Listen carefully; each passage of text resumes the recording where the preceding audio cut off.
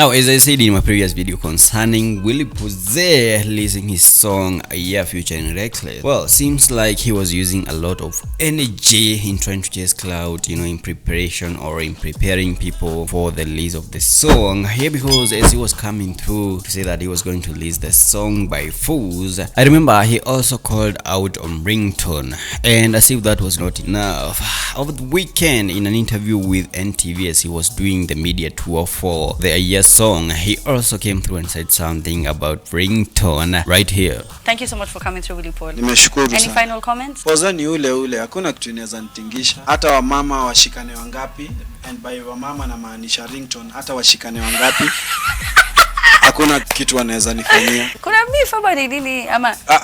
I respect women. Okay. So I cannot beef na mwanamke. Unajua nikienda interviews watu niuliza anything unataka kuambia Ringtone, mimi ushinda nimewaambia mpatieni lesson imeandikwa mama kiboko yao. But leo kuna kitu nataka mumpatie special. Tumpe nini? Nimeileta, utapatiwa hapo, so utampigia tu mpatie. Haina noma. Nini? Si tuione kwanza. Iko huko kando. Sanitary pad. Juu jamaa kianza kunyesha inakuanga issue juu hiyo. And guess what? Ringtone had to just come through and respond to Willy sentiment on NTV's The Trend, where he came through and shared a video through his Instagram page ranting at Willy, which he went ahead and captioned this, and I quote, "Omega, last warning to Willy Paul before I deal with him." Yeah, and here's the video that he shared. Good morning. Willy Paul, Willy Prekata, kijana ambaye ni representative wa kamati za marochafu.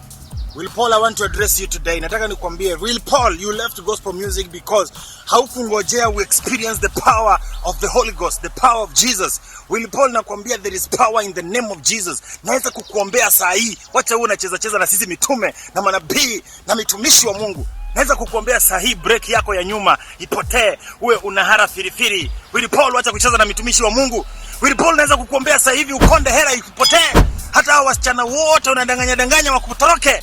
Willy Paul, naweza kukuombea saa hivi wewe uwe ni nothing. Wacha kucheza na matumishi wa Mungu. Willy Paul, I warn you for the last time. Wacha kucheza na sisi. Tubanje nini? Tubanje shetani ama tukubanje wewe? Willy Paul, wacha kucheza na matumishi wa Mungu. I warn you for the last time. Willy Paul, I warn you. At the firi. Oh, he meant free. Okay. Anyways, man, that is what Ringtone had to come through and say while responding to Willy Jeebs on live TV, bro, because Willy embarrassed this guy big time. Anyways, man, that is what's good for now. What do you guys think about Willy sentiment? Are they justifiable? Alongside with that, what do you guys think about Ringtone's response? Yeah, I know we're used to him anyways, but go ahead and tell us what you think down in the comment section. Subscribe if you haven't. Follow me on Instagram, blitzguy.ke, and I'll see you in the next one.